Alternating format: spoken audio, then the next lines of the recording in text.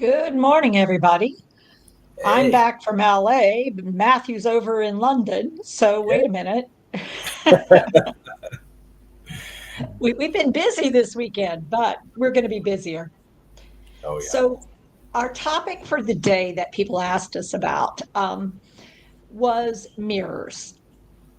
And they have their mom who seems to want to use a mirror, like she's always used a mirror to like do her hair and makeup and look in the mirror at yourself, fix yourself. But when she does that, she gets distressed because there's this woman in the mirror and it's not okay and it causes acute distress. Now, they've eliminated a lot of mirrors, but the challenge is when she wants to do the things she's always done, but when she tries to do the things she's always done, it's not like it was. It's different. There's an old woman in the mirror causing trouble.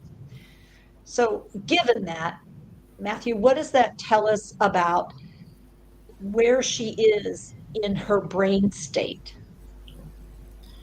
Yeah, it lets us know about her ability to recognize her own self in the mirror. That's changed. And her picture, internal picture of what she sees herself looking like is now different than what she's seeing in that mirror. Yeah. And so she's between diamond state, where she wants to do it like she's always done it, and an emerald state where she's caught in a loop and she doesn't know how to get out.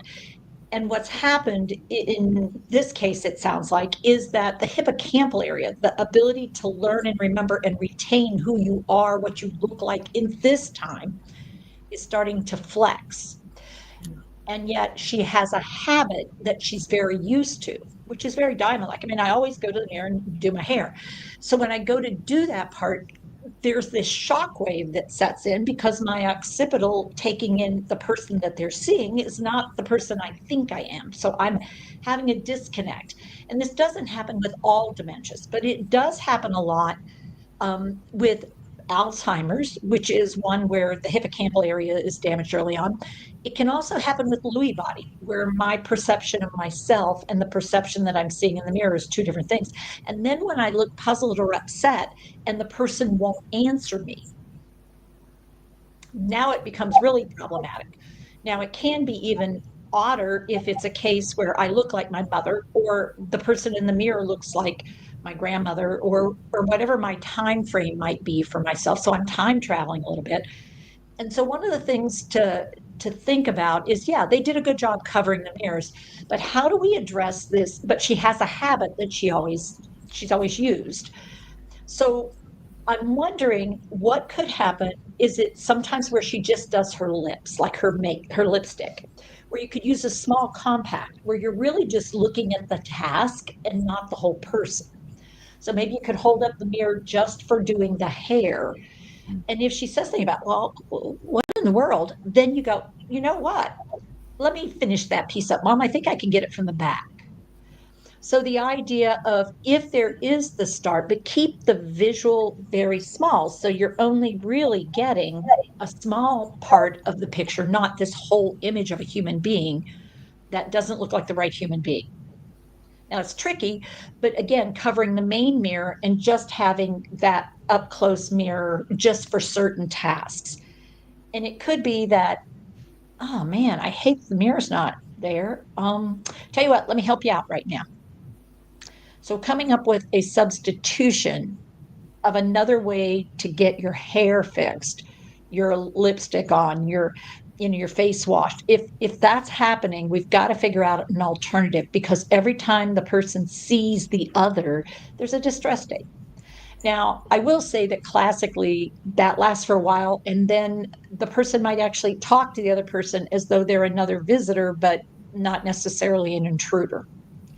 But they might actually get to where they just don't pay attention to the mirror anymore.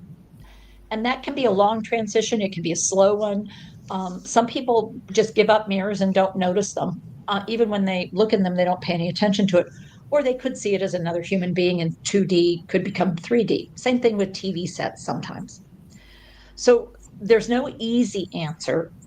Folks had done, it sounds like in this case, some good thinking. They had gotten rid of some mirrors, covered some mirrors, but I'm wondering if we did something small. And I've had success with compacts. I've had success with small mirrors that you just hold and look at certain parts. But I've also had failure that way. So it's a possibility to explore. It's also a possibility to be the substitution rather than a mirror, be the thing that's happening. Often in supportive stance, not directly opposite. So I hope that's a helpful sort of exploration of that topic because it's one of the questions we had. Now, on Thursday, I'll pre record because Matthew's still going to be in the UK and he'll be busy. I'm going to talk about a different phenomenon. And the phenomenon we'll talk about there is early signs and symptoms. What, if anything, can you do to change the trajectory of your symptoms, not of dementia? I'm not talking about stopping or preventing or halting dementia. I'm not in that camp, but I am in the camp of there are many things we can choose to do and support doing that does make a difference in how long somebody can stay really engaged, involved, and at optimal performance ability. And we'll talk about those a little bit on Thursday. Till next time, take care with your care, take care of yourself. Matthew, good luck over there in the UK. Thanks, Teepa. Bye, everybody. Bye, everybody.